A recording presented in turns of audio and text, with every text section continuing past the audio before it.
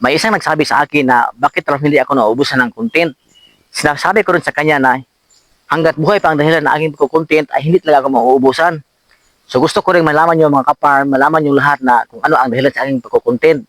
Hanggat buhay pa sila, palagi akong magkukontent. So ngayon mga kaparm, sa lahat ng viewers ko, followers ko, gusto kong samahan nyo ako sa pagtuklas kung bakit hindi ako nauubusan ng content. Nang dahil sa kanila, hanggat nandyan sila, ay meron talaga akong may content. So tara, let's go. Samahan niyo ako sa pagtingin at pagtuklas. So ito yung main na kinakunan ko ng content. Dito talaga ako nagsisimula. So let's go mga kaparm.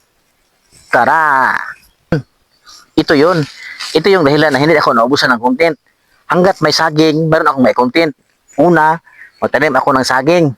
Pangalawa, mag-harvest ako ng saging. At pangatlo, maglinis ako ng saging. Gaya nito. Ayan. Ayan.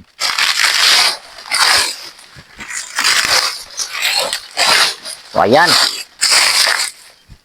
Hanggat mayroong saging mga farm, hindi ako nauubusan ng content.